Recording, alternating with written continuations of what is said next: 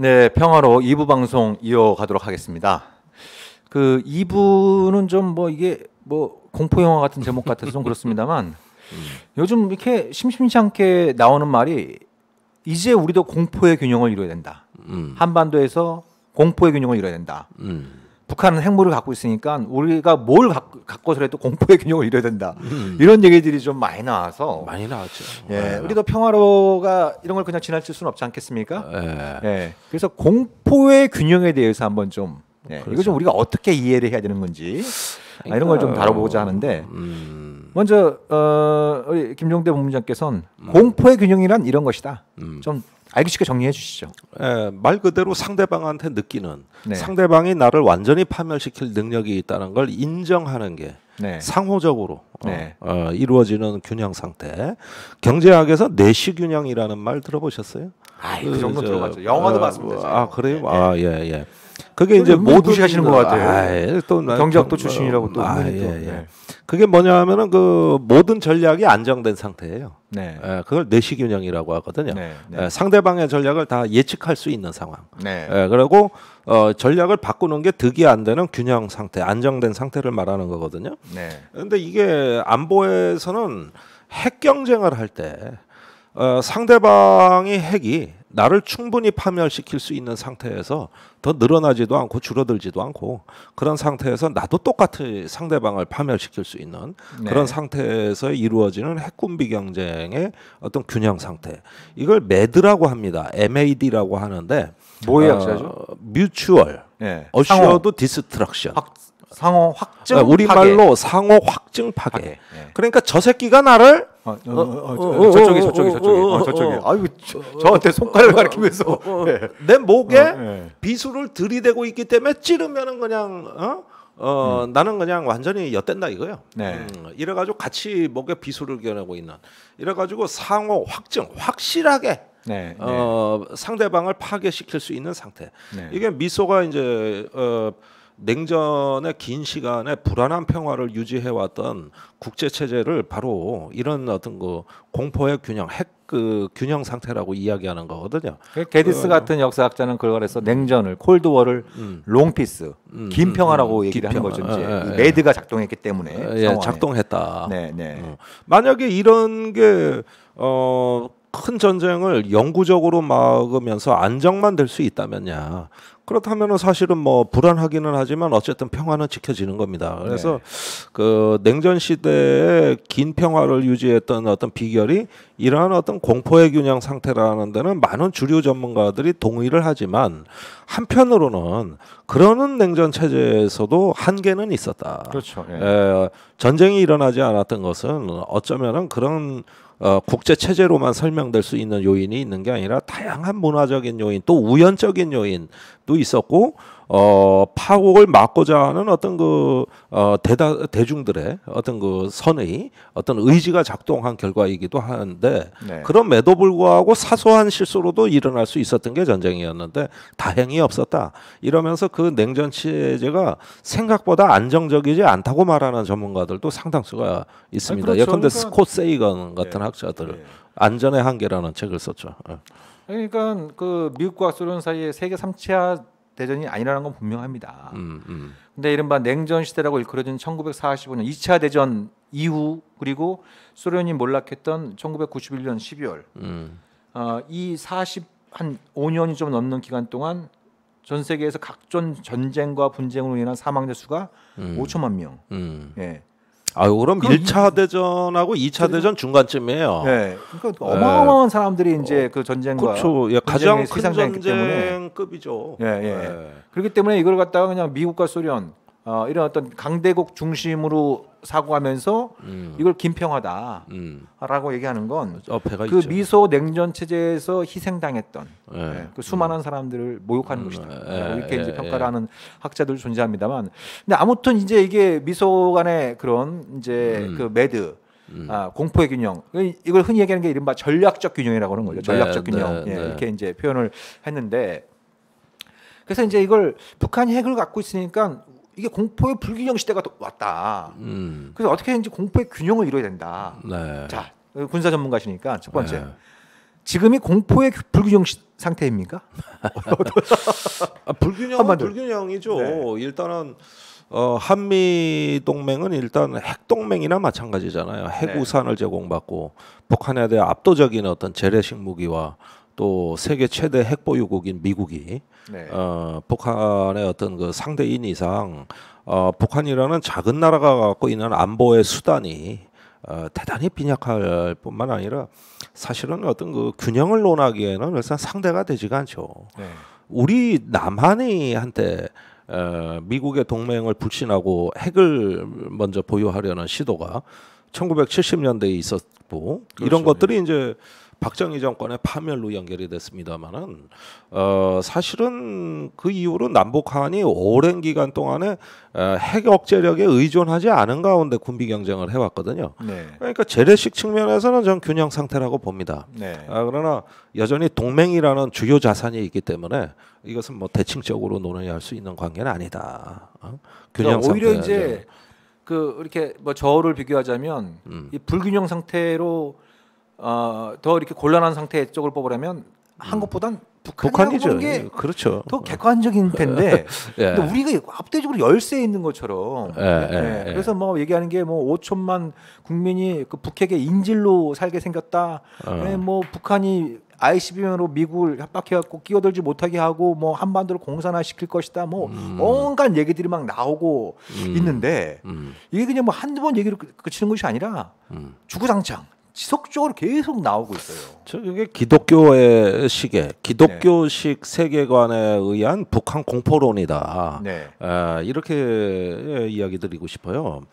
뭐 대한민국 적화통일하고 공산화되고 이제 시간 문제고 우리 애들은 북한의 핵의 노예로 살게 될 거고 마치 애굽의 그 유대인 민족 그 노예로 살듯이 뭐 이런 뭐 성경에 나오는 이미지를 그대로 갖다가 쓴단 말이죠. 그렇게 해서 그 핵 공포를 이제 이야기하는데 사실 북한의 핵은 지금 완성 단계인 건 맞습니다. 제가 보기에도 북한이 미국을 이제 더 이상 고려하지 않고 의지만 갖는다면 실전 배치도 머지않았다. 좀 그렇게 사실 생각이 들고 또 평양에 그 김정은 국무위원장의 가장 우선적인 직속 기관이 뭐냐면 전략군 사령부입니다. 이 전략군 사령부가 평양에 있어요. 아주 김정은 위원장의 가까이서 있는 부대인데 여기가 이제 옛날에는 전략 로켓군이라 그래가지고 그 핵미사일을 주로 담당하는 부대거든요. 요즘은 거의 뉴스에 안 나와요. 지금은 저기 핵 실험도 없고 장거리 미사일 발사도 없어지니까 최근에 뭐 김정은 위원장이 그 전략 로켓군 사령부에 뭐 방문을 했다거나 뭘 참관했다거나 뭘 지도했다거나 이런 뉴스가 거의 사라졌던 것 같아요. 그래서 지금 그 종적을 모르겠어요, 여기가. 그래가지고 그 북한에 이제 중국으로 말하면 제2포병사령부, 그게 북한의 전략군 사령부, 이게 핵미사일 담당 부대들. 그런데 최근에 활동이 침체된 거는 일단 언론에 전혀 사라진 데서 나타나는 부분이라고 생각이 들고, 다만 북한이 어떤 그 평양에 있는 제2과학원 거기에 뭐 핵과학자가 지금 뭐 3,000명이다 10,000명이다 썰은 많은데 이런 어떤 그 능력을 가지고서 일단은 뭔가 그 자기네들 핵무력, 핵 억지력을 갖다가 추구할 수 있다. 이런 어떤 것들은 전 세계에 보여준 거 아니냐. 그건 사실인 거 아니냐. 일단 뭐 인정할 건 인정해야지 뭐. 그러니까 그 또 이제 미국과 냉전 시대 때 미소 간의 공포의 균형과 한반도 차원의 공포의 균형을 논할 때 아주 중대한 차이점이 있지 않겠습니까? 여기 많이 있죠. 가장 중대한 차이점을 뽑으려면 뭘 뽑을 수 있을까요? 그러니까 미소 간에 과거 미국과 소련 간의 핵의 공포의 균형은 여러 가지 관리하는 규범들이 많았습니다. 쿠바 미사일 위기를 통해서 그 케네디 대통령과 후르시초프 서기장 관계에서도 확인이 됐지만은 어떤 핵 위협의 공포가 균형을 넘어서는 단계로 치달으면 절대 안 된다. 이러면서 상대방한테 그런 의견을 제시하고 또 동의를 받아내는. 그래서 어느 정도 핵탄두가 중간에서 이제 상당히 관리되고 멈추는 현상이 보여지고, 두 번째는 대륙 간에 어떤 그 핵전쟁의 위기로 비화하는 게 이게 이제 그 에스컬레이션이라고 그 상승된다는 거거든요. 네. 작은 분쟁이 이제 상대방하고 서로 이 분쟁 수위가 점점 높아져서 상승 효과라고 그러는 건데 그 에스컬레이터가 이렇게 올라가는데 백화점에 1층에 2층 올라가는 사이에 중간에 쓰는 지점이 있다고. 이 에스컬레이션을 더 올라갈 건지 네. 아니면 거꾸로 내려갈 건지 중간에 쉬면서 생각하는 게 있지 1층에서 10층까지 한꺼번에 가는 게 아니란 말이에요. 그러니까 위기관리 제도가 있었다는 말씀이시죠. 그러니까 1층에서 10층까지 이렇게 한꺼번에 못 멈추고 가는 에스컬레이션이 아니라는 겁니다. 네. 그 중간에는 사실 미소는 상대방 국가 수도에 대사관을 두고 있었어요. 그렇죠. 사실상 수교 상태입니다. 수교 국가였죠. 수교 상태요. 1936년도인가요? 아무튼 뭐. 그래가지고 네, 투명하게 네. 알 수 있었고 최고 지도자끼리의 어떤 충분한 어떤 거 한 라인이 작동이 됐어요. 네. 이건 지금 우리나라 없습니다, 남북한에. 네. 그러니까 공포의 균형 상태라는 것은 상대방을 대등하게 인정하고 충분히 관리할 수 있으며 동시에 파국을 막아야 된다는 공감대가 조성돼 있고 네. 그다음에 중간 단계에서 얼마든지 위기를 통제하거나 조정할 수 있는 네. 이런 어떤 그 규범의 발전이 냉전 기간 내내 이루어졌고 네. 또 그로 인해서 군사력을 통제하는 다양한 규범을 창출해냈습니다. 네. 뭐 예컨대 미사일 방어 무기를 갖지 않는다든지 또 네. 중거리 핵미사일은 다 폐기하자. 네. 이래가지고 전 세계 그거 다 싹 철수시켜 버리지 않습니까? 네. 그걸 트럼프가 깼잖아요, 요전에. 그렇죠. 그 미국 러시아가 우크라이나에 중거리 미사일 배치했다. 이제 이 규범 필요 없다 하고 빼버리자 해가지고 깨버렸죠. 그러니까 이런 식으로 러시아하고의 그 갖고 있는 다양한 이런 어떤 그 통제 규범들이 굉장히 많이 발전해 있다는 거. 네. 물론 그 자체도 핵 탄두의 위력에 비하면은 보잘것없는 거 아니냐 그러지만은 사실은 여러 가지 방면에서 어떤 그 지도자의 정치적 관계 이런 정치적 레벨 또 그 핵전쟁 파국을 막아야 된다는 공멸의 위협에 대한 어떤 상호 인식, 그 다음에 상대방하고의 외교 관계 여러 가지 어떤 그 군비 통제 정책들을 통해 가지고 나름대로는 또 관리가 됐거든요. 그래서 불안한 가운데서도 이런 게 있었는데 남북 간에 뭐가 있습니까? 아무것도 없어요. 아무것도 없어. 그러니까 그나마 이제 9.19 군사합의가 좀 그나마 한 게 정전협정 말고 그거 한 건이에요. 그 안정화 그것도 대담한 거지 뭐 사실은. 그러니까 그 이제 냉전 시대 때 우리가 공포의 균형 그렇게 표현합니다만 아까 말씀드린 것처럼 이건 이제 좀 유식한 말로 전략적 균형이라고 얘기를 하지 않습니까? 전략적 균형을 미소 간에 그 유지하기 위해서 한편으로는 어마무시한 무기들을 엄청나게 많이 만든 것도 사실입니다. 그래서 1986년인가 그때 두 나라 합쳐갖고 핵무기 보유수가 7만 개에 달한 적도 있었어요. 완전 미친 짓이었죠. 말 그대로 매드.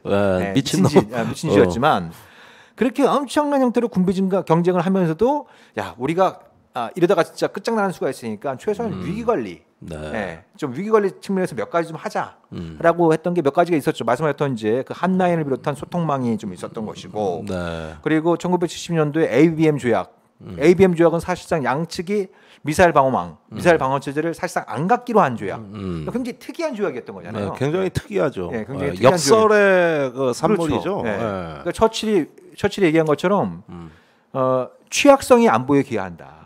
사실 이게 공포의 균형이 다른 말이거든요. 그렇잖아요. 취약성이 안보에 기여한다. 아니 저쪽은 취약하고 내가 안전하다고 생각하면 취약하다고 느끼는 쪽에서 가만히 있을 리가 없다. 그럼 군비 경쟁이 일어나고 위기 관리가 재밌는 말이네. 그렇죠. 그런 어떤 부분들이 있었던 거고 또 하나 이제 중요한 부분이 그런 거였죠. 우리가 가급적 싸우면 안 되겠지만 싸우더라도 서로의 보스는 건들지 말자. 그러니까 우리도 왜 참수작전 얘기 나왔었잖아요. 왜 미국과 소련 사이에 예전에 안 나왔겠습니까? 근데 한쪽에서 참수작전 얘기 나오니까 다른 쪽에서 이른바 작전명 데드엔드, 죽은 자의 손. 그래서 우리 보스가 가셨구나. 라고 판단되면 자동적으로 핵보복을 가하는 이런 게 또 이제 자동화되는 이런 것들을 갖다가 이제 확인하면서 이러면 안 되겠다. 그래서 서로의 보스는 건드리지 말고 쟤는 죽이면 안 돼. 그러니까 그 깽 영화 있어 그 대부 이런데 보면은 주로 밑에 애들이 많이 죽어요. 보스는 건드리면 안 돼. 그렇죠. 이제 뭐 그런 것들이 있었는데, 근데 뭐 참수작전은 주로 박근혜 정부 때 많이 얘기되었지만 역설적으로 그 참수작전 때 거론됐던 무기들이 문재인 정부 들어서 이게 많이 전력화되고 있어요. 이 아래 역설적인 상황이고 그것도 역설. 역설 상황이고 그리고 미소관의 이게 그 냉전이 김평화로 그나마 유지될 수 있었던 비결 중에 하나가 아까 얘기했던 ABM 조약 있지 않습니까? 네. 사실상 미사일 방어를 갖지 않기로 한 네.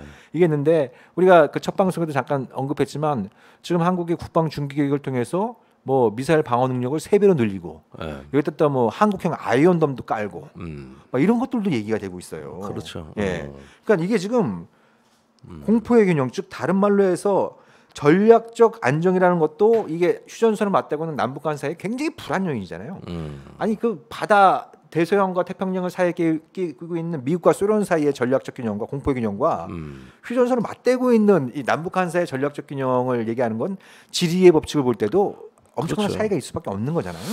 그러니까 사실은 그런 식의 어떤 그 균형론은 어디서 잘못 베껴온 겁니다. 네. 어떤 북이 핵을 가지니까 우리도 핵을 가지면 균형이 이루어진다. 그럼 가져야죠. 아니 그렇게 해서 평화가 유지된다는데 평화가 유지가 될 수 있다면 뭐가 나쁩니까? 네. 그런 어떤 보이지 않는 손이 작용해가지고 양쪽의 핵무기 하나씩 다 갖고 이왕이면 더 많이 가져가지고 저기 하나의 균형 상태를 이루면은 다 세계 평화가 이루어진다. 그 케네츠 왈츠의 사고 방식이에요. 그분이 전 세계의 그 핵 확산 방지라는 걸 아주 못마땅해했어요. 네. 아니 중동의 그 시리아, 이란, 이라크 다 핵무기 가지라고 그러지. 없으면 나눠줘서라도 다 가지면은 세계 평화가 얼마나 좋냐. 다 핵 보유국인데 전 세계가 이런 식의 어떤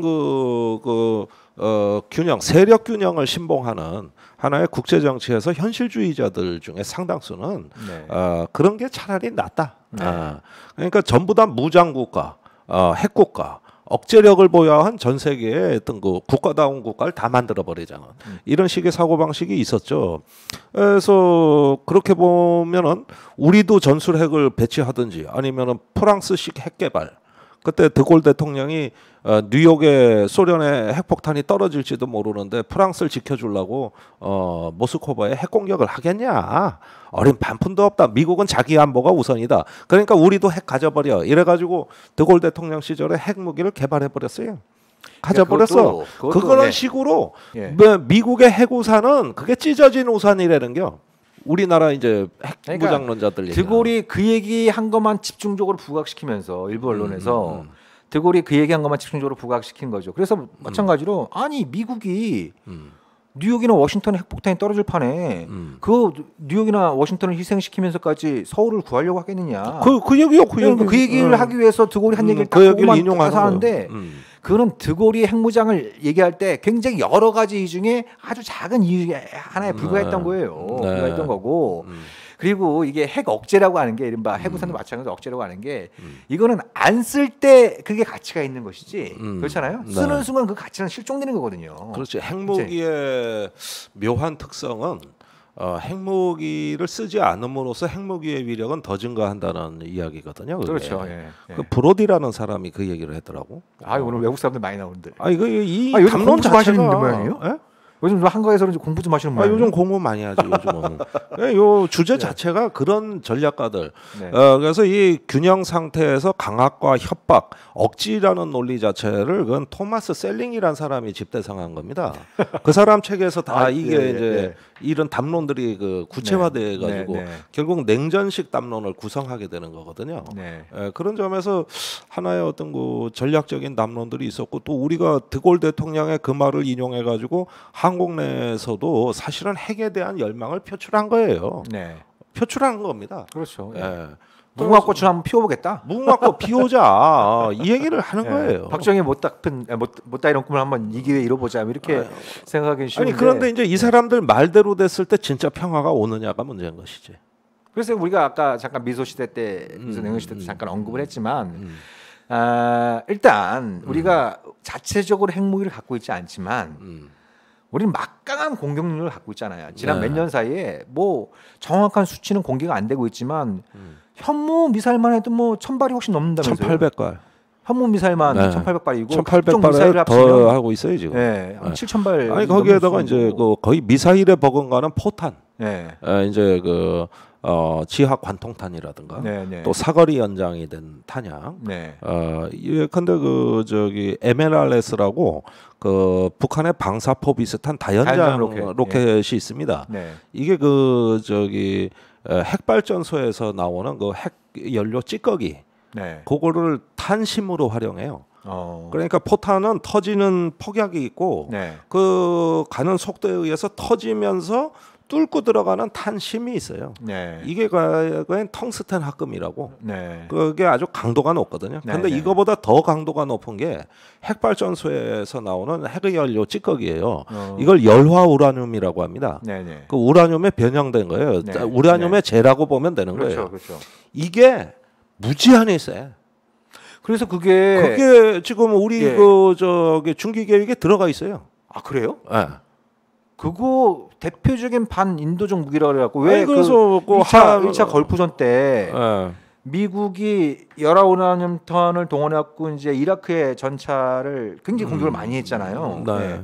그 다음부터 나타난 현상이 이라크 주민들의 이른바 각종 희귀병, 기형아 출산율이 폭등했습니다. 아니 미군 병사까지 영향받았어요. 네. 이라크 그러니까, 주민뿐만이 아니에요. 그러니까 열화우라늄탄이 그 두꺼운 장갑을 통과하면서 내뿜는 방사능. 그러니까 방사능 농도는 굉장히 낮다고 하지만 거기에 각종 독성 그 물질들이 포함되어 있어가지고 그게 막 뿜어지면서 대기 중에 그걸 대기에 퍼지면서 사람들이 굉장히 많은 사람들이 희귀병과 기형 출산으로 고통을 받아갖고 대표적인 반인도적 무기로 지금 지목이 된 상태인데 그게 국방 중기 계획에 포함됐다고 한다면 보통 문제가 아닙니다. 이거. 그러니까 우리 그 230mm 다연장 로켓에 들어가 있는 겁니다. 거기에 지금 원래 그걸 할 때 우리가 그 무유도 탄이라 그래가지고 어떤 거기에 들어가는 탄약이 있는데 그 중에 한 가지가 그때 계약을 해놓고도 납품이 안 된 게 바로 탄약이 열화우라늄 탄입니다. 그러니까 이거는 지금 계획에 들어가 있는 거예요.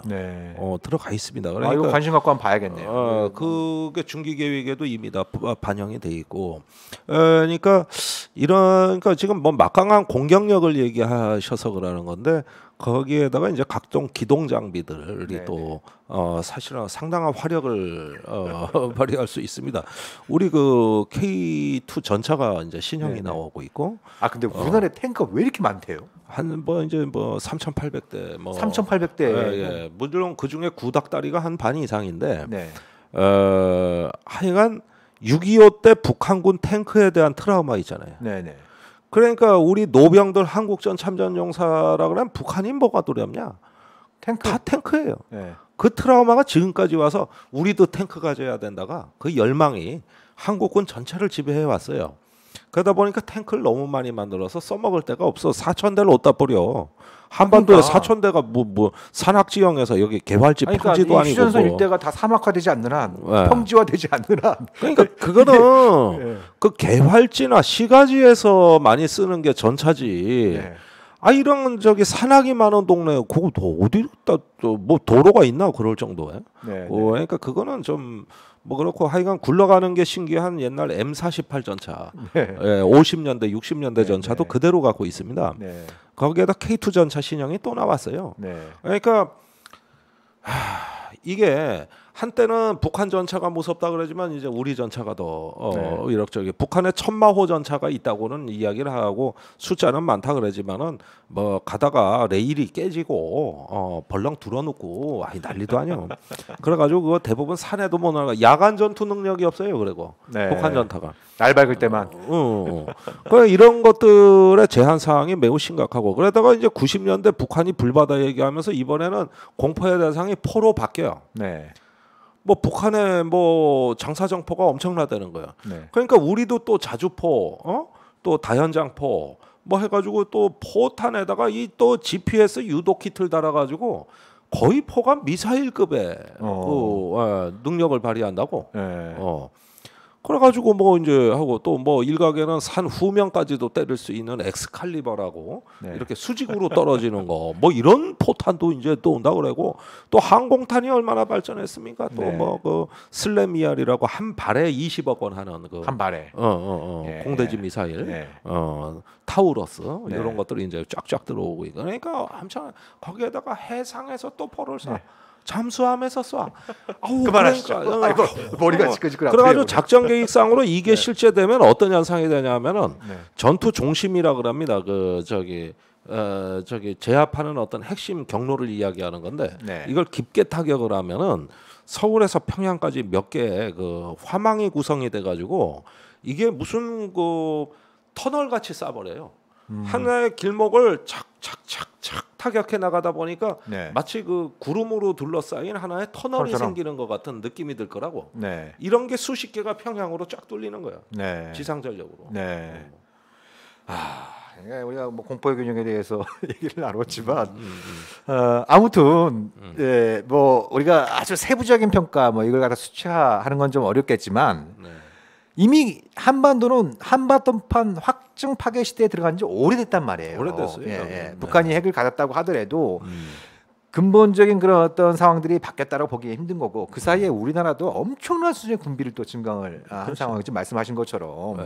그래서 지금은 우리들 뭘 더 가져갖고 어떻게 공포의 균형을 맞추자 이런 것이 아니라 지금 공포의 균형 상태, 전략적 안정 상태를 어떻게 이것이 여차하면 이게 정말 이 스파크가 튀지 않도록 이게 평화 관리가 굉장히 좀 중요한 부분이고 그리고 이게 공포의 균형에 의한 평화가 아니라 이게 좀 아무리 멀고 힘들더라도 그렇죠? 대통령도 그렇게 강조하는 대화와 신뢰에 의한 평화. 이거를 위한 끊임없이 우리가 그 목표를 추구를 해야 되는 이런 어떤 상황이 아닌가. 이게 뭐 쉽지 않다는 건 우리가 똑똑히 경험을 해왔습니다만 동시에 우리가 또 얼마나 최선의 노력을 다했는가라는 것도 한번 좀 스스로 물어볼 필요가 있지 않나라는 생각을 좀 갖게 됩니다. 동의합니다. 말씀 들어보니까 정말 우리나라가 무시무시한 군사 강국이네요. 그렇죠. 이 오랫동안 누적된 군사 자산이 그 매년 축적해 왔잖아요. 그러다 보니까 이제 전 세계에서 무기 체계 숫자로는 우리가 800종이 넘는데 어마어마한 숫자입니다. 800종이요? 800종. 육해공군의 무기 숫자. 우리 김정대 본부장 그중에 몇 개 정도 외우고 계세요? 뭐 군에 있는 전략가들도 몰라요. 우리 군에 이런 무기가 있었어? 그런 거 잘 몰라. 그리고 저 육해공군 이거 합동성이라 그러는데 육군은 육군 무기만 알고 해군은 해군 무기가 몰라. 이게 이 협동을 하는 이런 게 좀 빈약한 군대예요. 지만 잘해. 그래서 말은 그렇게 해요. 육군은 뭐 사자 같이 싸우고 해군은 상어 같이 싸우고 공군은 독수리 같이 싸우는데 그런데 뭐 사자, 상어, 독수리가 서로 관심이 있나요? 다 남의 얘기지. 그런 식으로 제가 사람들이 한 일 갖다가 막 동물에 비워갖고. 그래서 나중에 다 할 줄 아는 걸 만들긴 만들었어요. 합참이라는 걸 만들어가지고 이제 같이 싸우자. 그러니까 물오리가 됐어. 물오리는 어떤지 아세요? 물에서는 헤엄을 쳐요. 그 다음에 땅에 나와서 걸어요. 그 다음에 하늘을 날아요. 다 할 줄 알아. 다 할 줄 알아요. 다 할 줄 알아. 얘는 사자, 상어, 독수리가 아니야. 다 할 줄 아는데 그래봤자 오리야. 그래봤자. 뭘 합칠라 그러니까 그렇게 안 돼. 해보면 엉터리야. 그런 식으로 육해공군은 각기 이제 그 전문성을 갖고 그렇게 하다 보니까 북한은 통합군입니다. 북한은 육해공군 체제가 아니에요. 북한은 단일군입니다. 그러니까 그게 사실 현대전 추세에 맞는 건데, 그렇죠? 그런데 우리는 3군 병종 체제인데, 그래서 사자가 독수리 어디가 있는지 모르고, 독수리가 저기 그 사자 어디가 있는지, 상어가 어디 있는지 몰라. 그러니까 그걸 제대로 하려면 문민 통제를 제대로 해야 되는데, 아무튼 그것도 좀 아닌 것 같고 그래서 좀 뭐 답답한 상황이지만. 그래서 아무튼 이게 우리가 공포의 균형 뭐 이거에 대한 대안도 나중에 이제 기회가 되면 차분히 짚어보겠지만 우리가 너무 불안해할 필요 없다. 우리가 뭐 이렇게 북한에 비해서 뭐 크게 열세 있는 것도 아니고 열세가 지난번 그 8.15 경축사 때 대통령은 남북한의 체제 경쟁이 끝났다라고 얘기까지 하지 않았습니까? 이게 이제 과유불급이라고 그죠? 이게 이제 어마무시한 무기를 계속 쌓아갈 것이 아니라 좀 또 민생의 도탄에 빠지고 있는 만큼 그죠? 도탄에 빠지고 있는 만큼 좀 국방비를 좀 조절을 해가지고 정말 우리 그 국민들의 생명을 구하는데 그죠? 생계를 돌보는데 좀 사용될 수 있으면 좋겠다 이런 말씀을 끝으로 드리면서 오늘 평화로 방송 이것으로 마무리하도록 하겠습니다. 수고하셨습니다. 본부장님 수고 많으셨습니다. 감사합니다. 저희는 다음 주에 또 인사드리겠습니다. 고맙습니다.